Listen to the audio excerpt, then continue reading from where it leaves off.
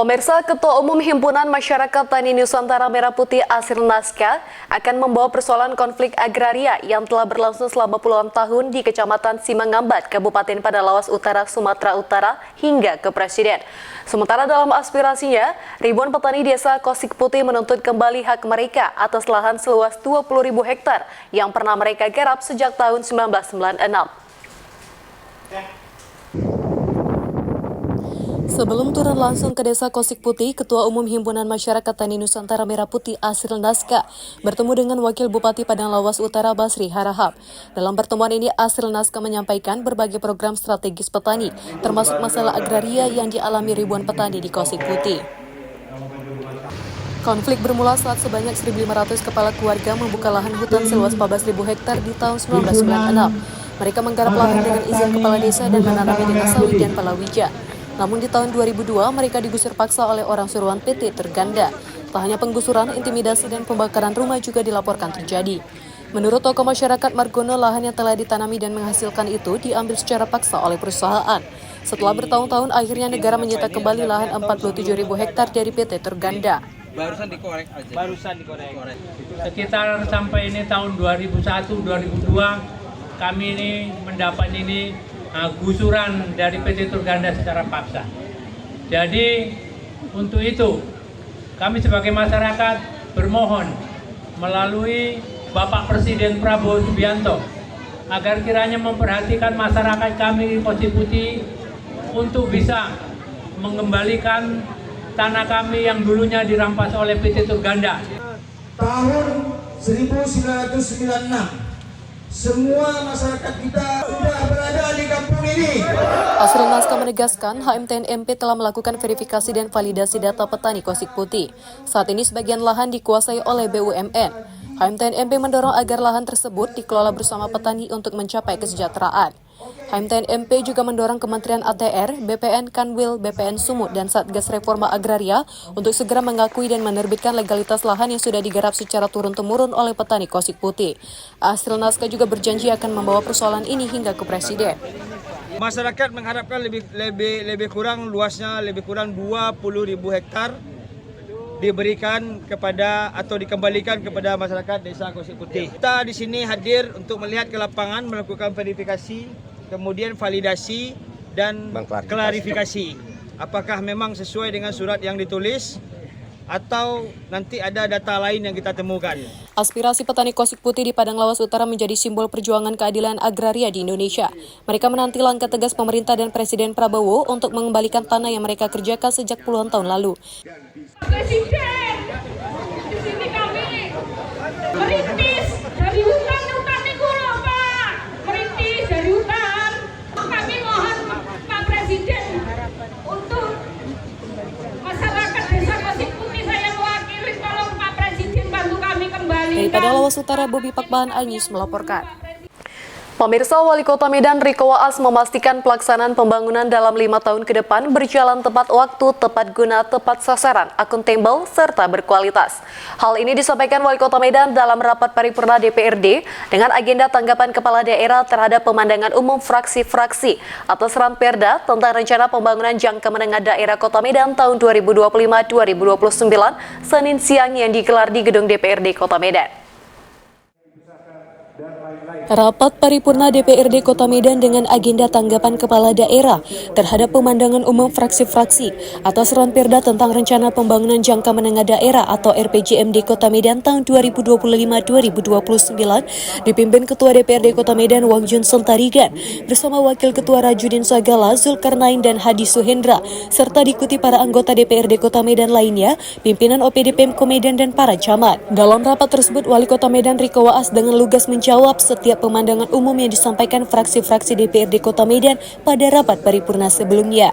Pada kesempatan itu, Wali Kota Medan Riko Waas memastikan bahwa setiap program dan kegiatan yang dirumuskan dalam dokumen RPJMD disusun secara terukur disertai mekanisme evaluasi dan pengendalian yang sistematis agar pelaksanaan pembangunan dapat berjalan tepat waktu, tepat guna, tepat sasaran, akuntabel, serta berkualitas. Riko Waas juga menyampaikan dalam RPJMD Kota Medan tahun 2025-2029, pembangunan Pembangunan infrastruktur menjadi salah satu program prioritas utama yang nantinya akan dikerjakan khususnya dalam mendukung Medan sebagai kota metropolitan yang berdaya saing. Sementara fokus utama dalam pembangunan infrastruktur yakni melakukan pembangunan jalan dan jembatan sebagai upaya peningkatan kualitas dan konektivitas antar wilayah serta infrastruktur transportasi publik yang modern dan penanganan masalah banjir melalui rehabilitasi dan peningkatan kapasitas drainase kota serta pengendalian daerah aliran sungai. Jadi kita perhatikan dengan baik juga bagaimana nanti pembangunan juga bisa dipantau, akuntabel, jelas, memang dibutuhkan masyarakat. Ya, bagaimana pembangunan dan harus semua yang disampaikan yang pembangunan seluruh masyarakat ya, dari infrastruktur, keamanan, lapangan pekerjaan, UMKM, kebersihan, ya, permasalahan sampah kita juga, bagaimana teknologi dibangun untuk melakukan pelayanan ASN juga, itu yang akan kita bangun ke depan. Terutama inilah yang kita bahas bersama rekan-rekan DPRD supaya pembangunan Kota Medan itu semakin inklusif, terbuka untuk semuanya, dan ide-ide semua dari masyarakat bisa kita serap. Sementara Ketua DPRD Kota Medan Wang Chun Sentarigan mengatakan, atas tanggapan Wali Kota Medan ini, DPRD Kota Medan akan membentuk panitia khusus. Rapat paripurna ini diakhiri dengan penyerahan berkas dari Wali Kota Medan Riko Waas kepada Ketua DPRD Kota Medan Wang Chun Sentarigan.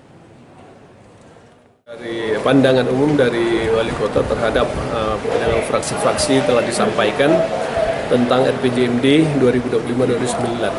Jadi tadi telah kita sama-sama dengarkan bahwa semua yang kita pertanyakan dari fraksi-fraksi telah dijawab oleh Bapak Wali Kota, dan kemudian nantinya ini kami telah membentuk ya panitia khusus ya untuk pembahasannya. Tentu banyak tadi yang disampaikan oleh Bapak Wali Kota, yaitu tentang pelayanan-pelayanan umum, ya, baik tentang pendidikan, baik tentang infrastruktur, ya kan, nah juga pemerataan pembangunan di Kota Medan. Jadi semua itu telah dijawab dan nantinya kita akan membahas itu. Dari Medan, Said Ilham Ainis melaporkan.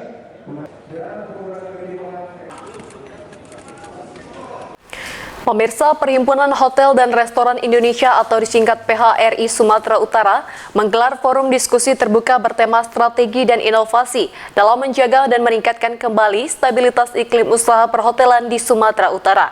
Acara ini berlangsung di Hotel Grand Kanaya, Kota Medan pada hari Jumat 20 Juni 2025 kemarin yang dihadiri sekitar 150 peserta. Dalam diskusi terbuka bertema strategi dan inovasi untuk menjaga dan meningkatkan kembali stabilitas iklim usaha perhotelan di Sumut yang bertempat di Grand Kanaya Hotel Jalan Darussalam, Sekretaris Dinas Pariwisata Kota Medan Adrianta Putra Ginting dalam paparannya, turunnya okupansi salah satunya dipicu larangan kegiatan sosialisasi dan FGD di hotel. Untuk mengatasinya, Dinas Pariwisata Kota Medan telah menggelar berbagai event seperti gelar Melayu Serumpun dan rencananya akan ada Car Free Night di kawasan Kesawan. Dalam diskusi, para peserta undangan beri kesempatan tanya jawab Ketua PHRI Sumut, Denny S. Wardana, mengatakan kebijakan efisiensi yang dilakukan banyak pihak berdampak luas, tak hanya pada turunnya okupansi hotel dan pengurangan karyawan, namun juga terhadap rantai pasok bahan makanan yang melibatkan UMKM. Denny menyebutkan sebelum kebijakan efisiensi diterapkan, tingkat okupansi hotel di semester kedua bisa mencapai 70%. Namun saat ini angkanya merosot hingga di bawah 50%, bahkan sekitar 30%, yang tentunya menyulitkan pelaku usaha hotel di Medan yang masih banyak mengandalkan sektor MICE. Dengan adanya kebijakan Impres nomor 1, pengurangan untuk acara di hotel-hotel, itu yang mengakibatkan jadi berkurang untuk tenaga kerja yang terdampak. Itu ada pengurangan, lebih kurang sekarang ini yang terdata sama kita tuh, yang kita akan memberikan bantuan itu sekitar 200 orang, yang mana itu ada pegawai kontrak dan pegawai harian, yang mana pegawai harian itu berkurang di jam kerjanya, dan itu sangat berdampak sudah hampir setengah tahun ini. Tapi kita cukup gembira dengan adanya kebijakan yang baru bahwa sudah diperbolehkan kembali untuk membuat acara di hotel-hotel. Kami dari PHRI berharap supaya ini bisa berjalan dengan cepat. Dalam kegiatan ini sebanyak 200 orang tenaga kerja terdampak juga mendapatkan bantuan. Pihak Pemko Medan memberikan solusi pelatihan melalui Balai Latihan Kerja atau BLK secara gratis. Katim Produktivitas Tenaga Kerja di Senaker Medan Arianto Imam Sutompul menyatakan, para karyawan terdampak PHK bisa mengikuti berbagai program pelatihan dan mengakses situs Siduta untuk melihat peluang kerja dan jenis pelatihan yang tersedia. Forum diskusi terbuka ini menjadi sarana strategis bagi pemangku kepentingan untuk bersinergi memulihkan sektor perhotelan dan pariwisata di Sumatera Utara yang masih terdampak kondisi pasca pandemi dan tekanan ekonomi. Dari Medan, Adi Palapa Harahap, iNews melaporkan.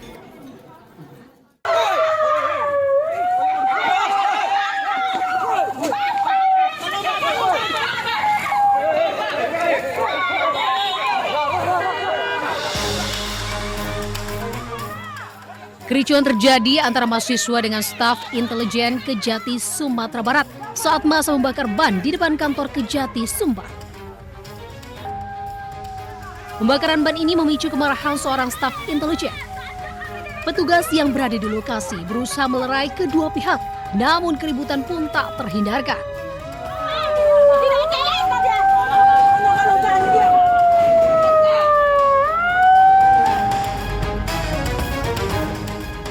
Para pengunjuk rasa ini menuntut pengusutan tuntas kasus penyerobotan lahan negara di Kabupaten Solok Selatan yang menyeret nama bupati dan keluarganya. Massa juga menuntut Kepala Kejati Sumbar dicopot dari jabatannya karena dianggap tebang pilih dalam penanganan kasus tersebut.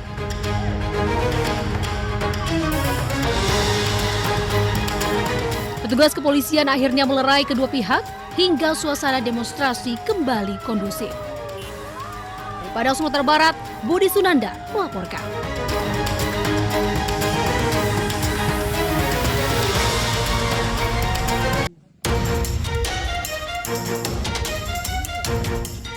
Dua orang wanita berinisial I dan R ditemukan warga tewas bersimbah darah di perkebunan sawit Nagari Abai, Kecamatan Sangir Batanghari, Solok Selatan. Hasil penyelidikan polisi, kedua korban tewas akibat dibunuh sepupunya berinisial KB. Sebelumnya KB pernah berhutang sejumlah uang kepada korban I. Namun saat ditagih, pelaku berjanji 2 hari dibayarkan karena di rekeningnya masih ada kekurangan dana 16 juta. Di hari kejadian, korban I yang tengah bersama temannya R kembali menagih utang, namun keduanya justru dianiaya pelaku hingga tewas. Terus terjadi perbincangan, ditagihlah, ternyata pelaku ini masih belum bisa menyanggupi untuk membayar sisanya itu. Nah, dari korban mungkin ada kata-kata yang membuat emosi atau bagaimana, terjadilah kejadian tersebut. Kurang dari 12 jam, pelaku berhasil diamankan polisi saat kabur di Kota Padang. Kepada polisi, KB mengaku membunuh kedua korban karena kesal ditagih utangnya. Dari Solok Selatan, Sumatera Barat, Budi Sunandar, iNews melaporkan.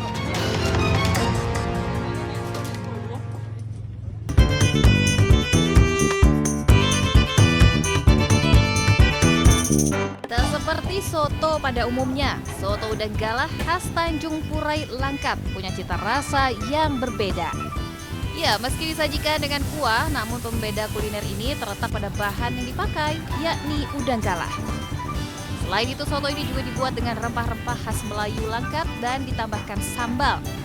Rasa daging udang air tawar yang sangat empuk turut menambah cita rasa soto udang galah yang tiada tara. Tak berlebihan jika rumah makan yang berada di Kelurahan Pekan Tanjung Pura, Kabupaten Langkat ini selalu ramai pengunjung. Ya, makannya sedikit crunchy-crunchy, manis. Ini sudah lama nih kakak makan di sini? Udah, saya langganan di sini. Untuk mencicipi satu porsi soto udang galah yang begitu lezat, pembeli cukup merogoh kocek Rp50.000 sudah termasuk nasi. Ini dari Lintas Aceh Medan. Lintas Aceh Medan. Ini yang paling favorit menu sotonya katanya soto udang galah nih. Soto udang galah. Soto udang galah ya? Ini itu ya dari ciri khas soto dengan udang yang digoreng dia. Nah pemirsa, bagi Anda yang berkunjung ke wilayah Langkat mungkin bisa merasakan nikmatnya makan soto udang galah. Dari Langkat, Sumatera Utara, Muhammad Hijrah Lubis, iNews melaporkan.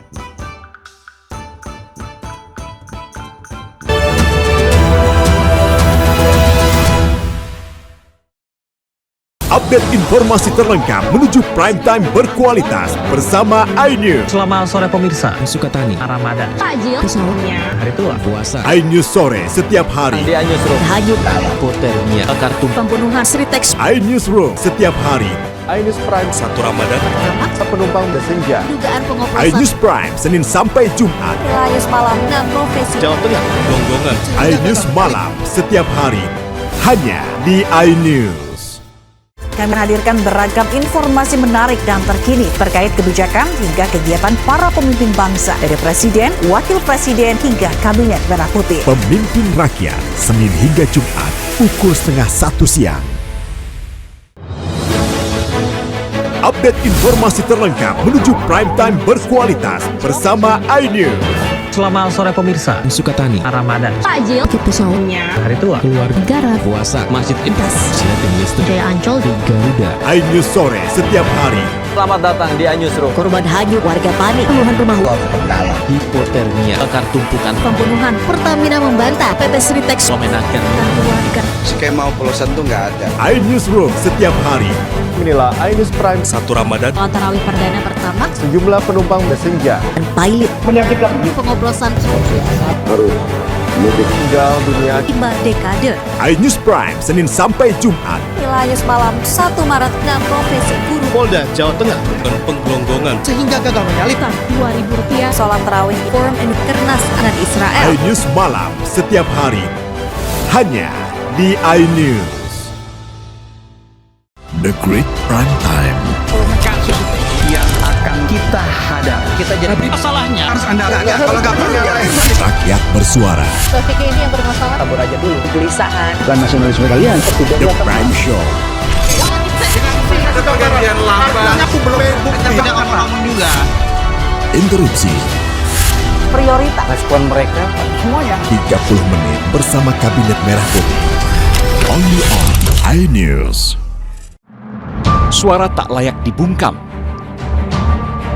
Intelektualitas perlu diuji. Integritas butuh konsistensi demi demokrasi yang hakiki. Suarakan kejujuran demi keadilan menuju kebenaran. Saya Aiman Wicaksono, saatnya rakyat bersuara. Saya Diandra Mukti, Anda menyaksikan The Prime Show. Investigasi eksklusif. Apa yang melatar belakangi? meragukan nasionalisme kalian. Kabur aja dulu. Menyebar kemanapun. Luar biasa. Mengupas isu-isu terhangat. Kerja di luar negeri, bawa narkoba dari serang anggota TNI. Penyelidikan. Sebuah tanya akan dijawab dengan tuntas dan berkelas. Makin viral. Pelanggaran syariat Islam. The Prime Show setiap Rabu pukul 8 malam di iNews. The Great Prime Time. Kembali, apakah Lurus benarkah Nyelapak. perkara yang akan kita hadapi? Jadinya kita jadi. Tapi saya mengatakan. Tapi masalahnya Endorsement. Harus Anda harus saya nggak kalau nggak percaya. Karena kalau Tapi kamu yang buka ya. Saya Aiman Wicaksono, inilah Rakyat bersuara Selasa pukul 7 malam. topik ini yang bermasalah? kabur aja dulu. Kegelisahan. Jadi pendatang Arab. Bukan nasionalisme kalian. Res narkoba Polda Riau, anggota TNI. PHK. Presidennya teman. Saya Diandra Mukti, Anda The Prime Show Rabu pukul 8 malam. Pergantian lambat.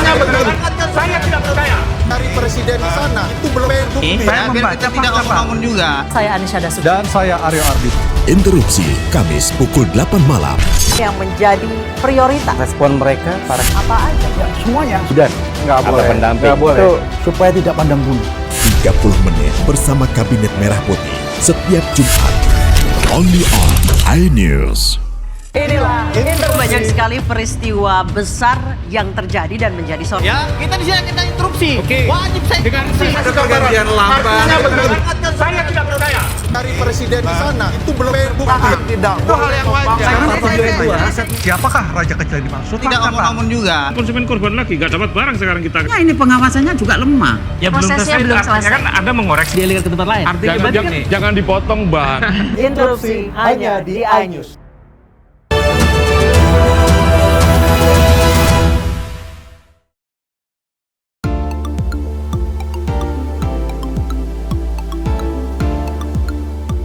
Resep pindah merupakan masakan khas Palembang yang cukup populer dan digandrungi banyak orang. Namun siapa yang sangka menu ikan atau daging dengan kuah kuning khas Nusantara ini cocok juga diganti dengan ceker ayam seperti kreasi ibu rumah tangga di Komplek Bukit Sejahtera Polygon Ilir Barat 1 Palembang. Rasa kuah pedas asam yang berpadu dengan lembutnya daging ceker membuat pemburu kuliner jadi ketagihan. Proses pembuatannya pun tak begitu sulit. Awalnya, ceker yang telah dicuci bersih direbus hingga empuk. Selanjutnya, ulek semua bumbu yang sudah disiapkan hingga halus. Lalu campur dan rebus kembali dengan ceker hingga mendidih. Dan pindang ceker pun siap disantap dengan nasi putih. Pindang ceker. Gimana rasanya? Gurih, enak, rempah-rempahnya tuh terasa banget di mulut. Tulangnya juga lembut, nggak amis.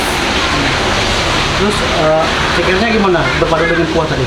Rasanya tuh maknyus banget. Soal harga, jamin sangat ramah di kantong karyawan atau pelajar. Harganya itu sangat terjangkau di kantong ibu-ibu. Berapa dulu?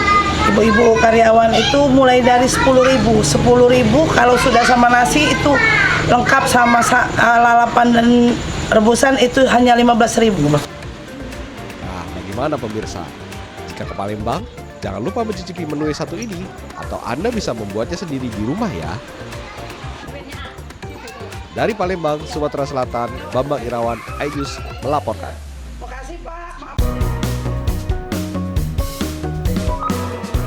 Ini dia warung angkringan Titi BW yang berada di Asahan, Sumatera Utara, selalu ramai dikunjungi pecinta kuliner.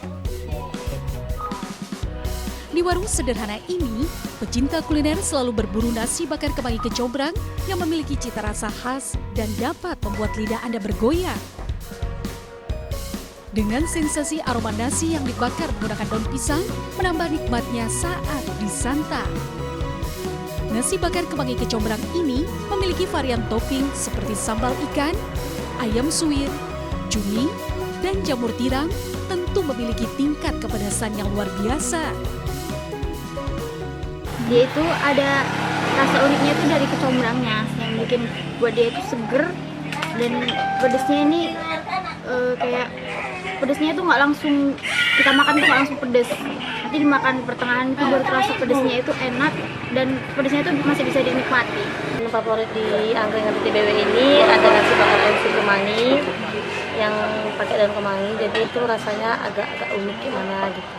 Ada berapa isian sih Mbak untuk Ada 4 varian rasa sih kalau dibilang, ada ayam suwir kemangi, ayam jamur, ada teri kecombrang sama cumi kecombrang. Ini langsung dibakar, dipesan langsung dibakar.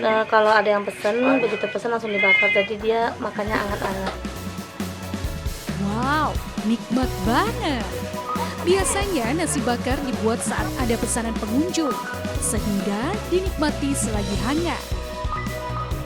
Untuk satu porsinya, nasi bakar dijual dengan harga Rp10.000 saja. Gimana pemirsa? Anda tertarik mencobanya? Dari Asahan, Sumatera Utara, Ulil Amri, iNews melaporkan.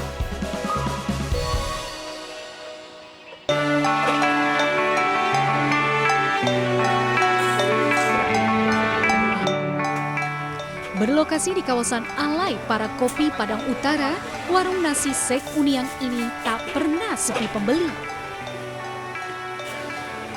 Menu andalannya tentu saja nasi sek atau nasi seribu kenyang.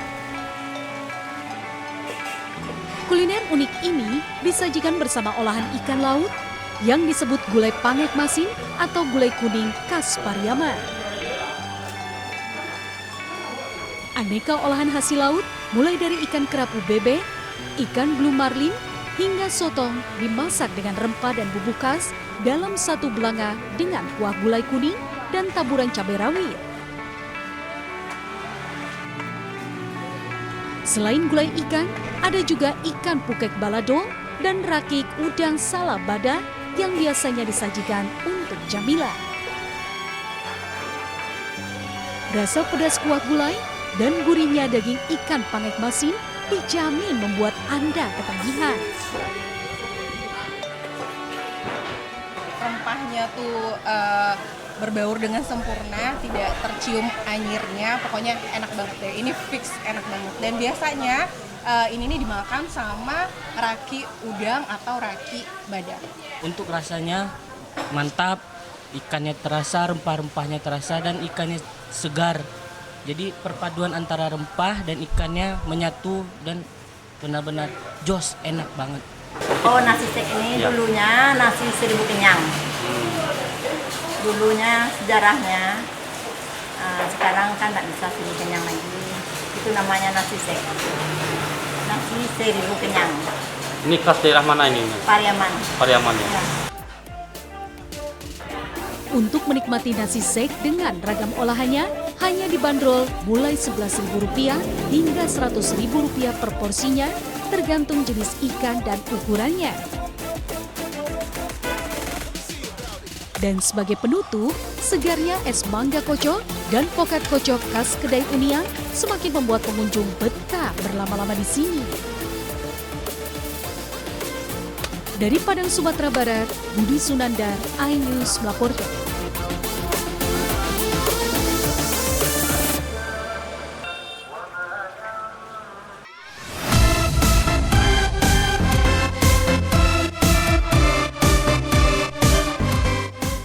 Lembah Hijau, tempat wisata yang terletak di Bandar Lampung ini menyuguhkan unsur rekreasi sambil menikmati pemandangan alam sekitar yang memanjakan mata. Ya, dinamakan Lembah Hijau karena bila dilihat dari atas ketinggian, tempat wisata seluas 30 hektar ini didominasi hamparan pohon rindang yang masih terjaga keasriannya. Meski dikenal dengan maskot gajah Sumatera dan harimau Sumatera, taman wisata ini juga memiliki 400 lebih satwa dari 62 jenis satwa eksotis yang ada. Membuat taman wisata ini ramai dikunjungi warga terutama di akhir pekan dan hari libur nasional. Dengan suasana sejuk, pengunjung bisa melihat cantiknya satwa-satwa eksotis secara jelas, bahkan dapat berinteraksi langsung dengan para satwa secara lebih natural layaknya di alam liar. Tadi sih sudah lihat burung, gajah, terus ngasih makan gajah juga, terus juga tadi ada lihat orangutan juga. Pokoknya menyenangkan liburan di sini. Karena menurut saya di sini sejuk banget tempatnya, terus ada taman satwa, ada waterboomnya di depan, jadi seru banget buat piknik sama keluarga. Pengunjung hanya dikenakan tarif sebesar Rp15.000 saja untuk masuk ke Taman Wisata Lembah Hijau. Sementara untuk paket terusan masuk Taman Satwa sebesar Rp50.000. Tak hanya itu, penyedia juga menyediakan paket sebesar Rp55.000 untuk menikmati semua wahana tempat wisata ikonik di Lampung itu. Dari Bandar Lampung, Salam Rahmat Ahmad Putra, Adi Setiawan, iNews melaporkan.